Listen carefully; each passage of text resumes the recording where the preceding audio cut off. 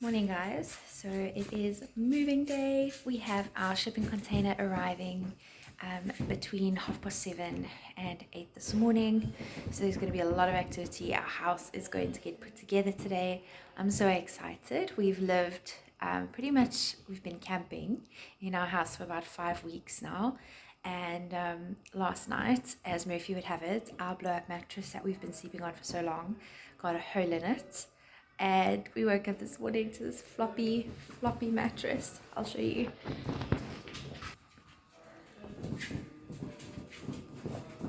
Look at this. So we ended up having to just plug it in last night and keep blowing it up through the course of the night. So naturally didn't have the best sleep, but that's okay because we're getting our stuff today. Super rainy day today.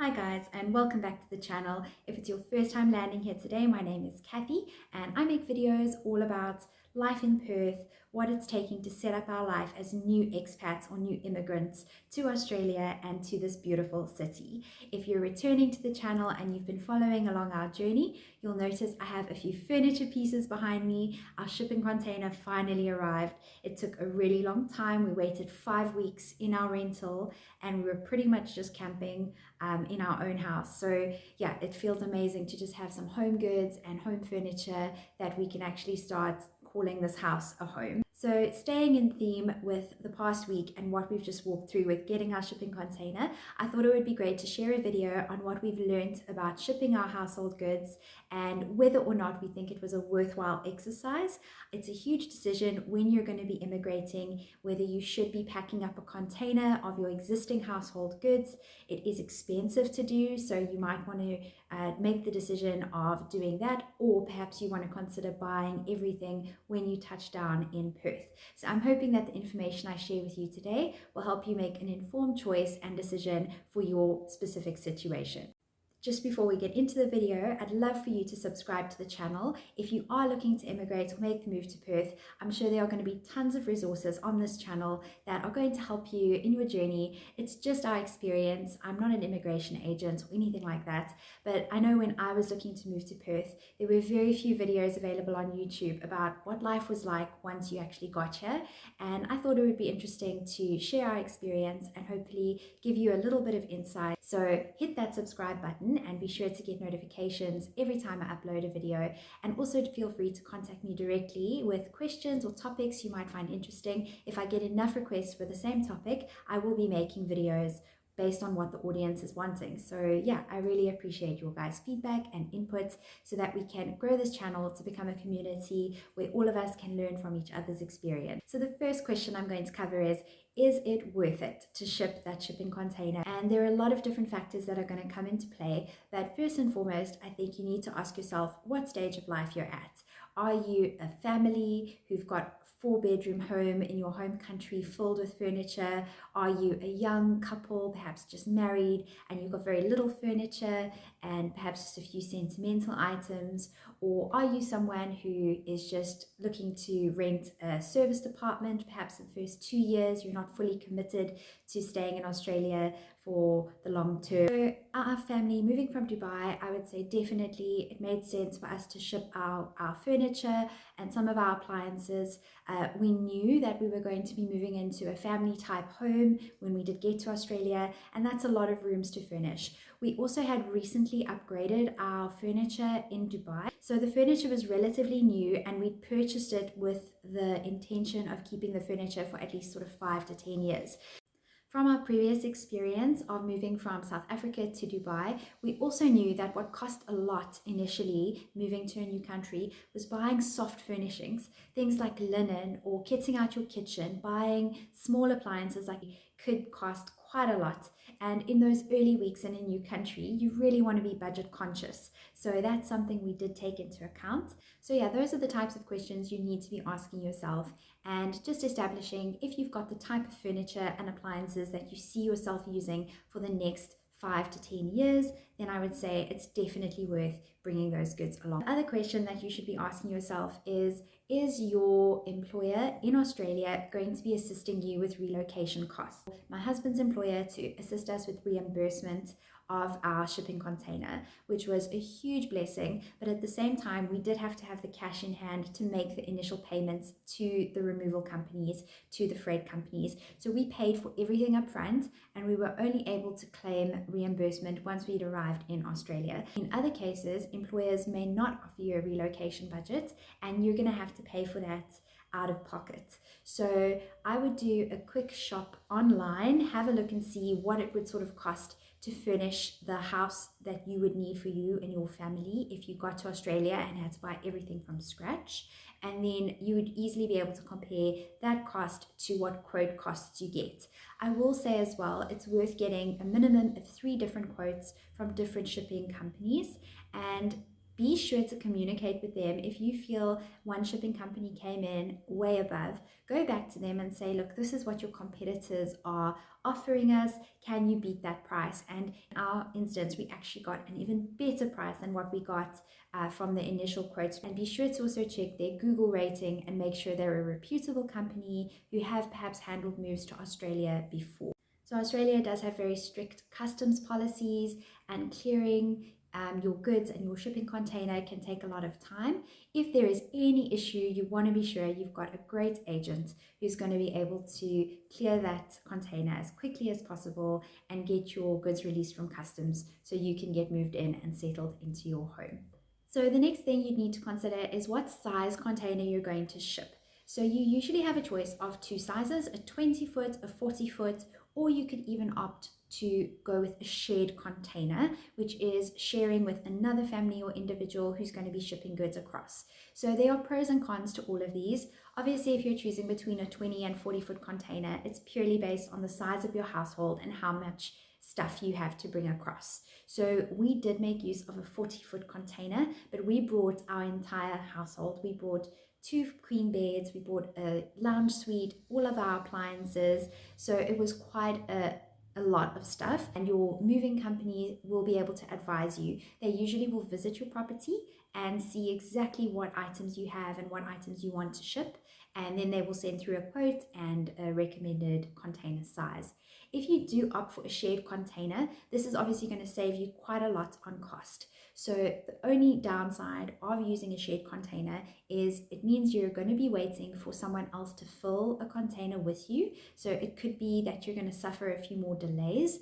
It might also mean that you have some delays in clearing customs because it's 2 separate shipments in one container. So those are all things to consider. But in hindsight, I think we were really happy with the decision to go with a 40-foot container that was all ours, and we knew that customs and clearance and everything would go according to what we had packed into our boxes. Right, then you want to be, point number 3, you want to be prepared for damages and loss of goods. So we did experience some damage, unfortunately. We had our quite new fridge, an 18-month-old Siemens fridge that we bought in Dubai, that didn't survive the journey. In all honesty, when we looked at the fridge, once it was offloaded, the wheels were basically nothing left of them. So we believe the fridge had been wheeled quite a distance, and probably with all of that rattling and shaking around, something in it broke. And when we had plugged it in, only the freezer portion of the fridge was working and the fridge was not working. So that was a really hard blow, because we'd been living for 5 weeks with a camp fridge, and to know that we actually had been waiting all this time for a fridge that was broken to arrive at our doorstep was a really tough one. But yeah, we basically had to go out and buy a new fridge the next day, because we just weren't going to wait much longer. And the fridge that we had actually shipped from Dubai was slightly too tall to go into the fridge compartments in our built-in kitchen in the new house. So yeah, that was a bit of a catch-22. I would recommend for those types of appliances, you take your measurements beforehand, before packing, and actually check those things when you are looking for your rental. If you know you've got certain appliances coming, make sure the rental unit spaces will fit your appliances. So long story short, our fridge was unfortunately a write-off. We are in the process of trying to claim from insurance, but we're not quite sure how that's going to go, so I'll keep you guys posted. We also had a box of goods go missing. It looks like a box got swapped. So we opened up a box that was filled with miniature Game Boys and like game consoles and yeah, stuff that was definitely not ours. And I believe one of my decor boxes, which had like bathroom decor and stuff like that, had got lost and or swapped with this box. So we are also in the process of trying to claim for that, but it's really difficult to establish at what point this happened. It could have happened in Dubai. It could also have happened at customs when they actually go into the container and open boxes and check. Be prepared for there to be some write-offs and some losses. The only other thing that we broke in the traveling, which was quite amazing, was a mirror. So a ceramic mirror, had like a ceramic frame that unfortunately didn't make the journey. It looked like something quite heavy had got packed on top of it. So apart from that, though, nothing from my kitchen goods broke. They did a great job at wrapping. And yeah, overall, I think it was a pretty good journey. That we were so excited to hear that our ship had finally reached the port in Perth, and we just assumed that meant it was imminent. Our goods would be delivered within the next sort of 2 weeks. It actually took 5 weeks from when our ship made port to when the container actually arrived at our door. So that was a really, really long wait. It was much longer than we ever imagined. We pushed play on our shipment quite early on. We gave it at least 4 months to get here, and we still ended up waiting over a month in our rental house without all of our things. So just, you really never know how long customs is going to take to process your shipments. It could be that they're very busy. It could be that your container requires a lot of going through and searching through all your boxes. So be prepared for a wait. There's literally nothing you can do. And yeah, just try and kit yourself out in your house as best as possible until your container does arrive. I will link a video down below that I made about finding your rental in Perth, and also about the 5 things I wish I'd known, where I give some tips on how you can sort of stock up and furnish your house with the help of the community around you, so you don't have to rush out and buy a whole bunch of things that you're going to have to sell or get rid of once your container does arrive. Point number 5, we seriously underestimated how long it would take us to unpack and unwrap everything in that container. So it's not like a local move where you sort of just throw a bit of newspaper around things. They pack and professionally pack your goods very, very securely for the long journey. So we found ourselves just trying to get through the plastic, the cardboard, the paper wrapping.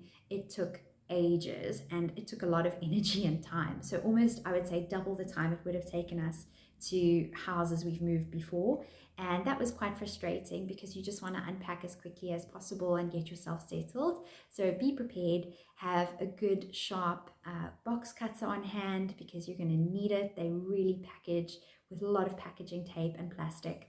So yeah, just have a lot of patience for that process. I will be showing you guys a quick shot of the amount of packaging and waste that is produced from shipping. So that's really something to consider as well. There is a lot of cardboard and plastic involved. However, our company that did the move for us, they do have a policy to come and collect all of that shipping and waste material and put it through recycling. So it's not at your cost and your inconvenience. They bring a really large truck and load it up for you. So maybe inquire with your moving company that they will do the same. I'd highly recommend it. It's a huge amount of stuff that that you probably couldn't move to a dump or a recycling point in your normal family car. It's huge. Other points about why we think it's worth shipping your goods in your container if you can. It really does create a sense of home after weeks of living and camping in a house and just being separated from family and friends and all of your familiar surroundings. Having your homely things around you makes you feel so much more at home.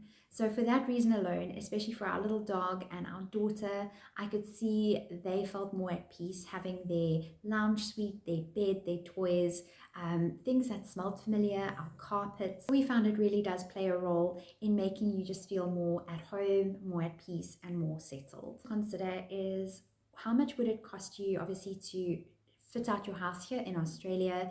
And we just found that when we did a comparison, our goods in Dubai, the quality of furniture we bought, our household things, if we had to come to Australia and buy the same product or the same type of furniture, it would actually work out way more expensive. So we have found Australia to be quite expensive, especially when it comes to things like electronics, home furnishings. It's really not cheap. And the sort of more affordable options, I would say, are really not the greatest quality. So for that reason as well, we find it really worthwhile that we've shipped our goods. I don't think we would get the same quality product here for the money we spent in Dubai.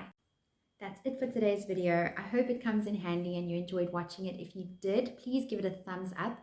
Any kind of interaction on my video, comments, thumbs up, it really helps my channel and helps the video get recommended to other people who are searching for more info about moving to Perth. So I have some exciting videos coming up in the next coming weeks, including immigrating with your pet and what's involved with that. I'm also going to be touching base on our shopping part 2 in Perth. And then I'm really excited to also do some vlog style videos about where to go and visit, especially during winter in Perth. So some adventures and getting out of the city. I feel like now that we have our house put together and it's starting to really feel like home, we can actually start exploring and getting out there a lot more. Catch you in the next one.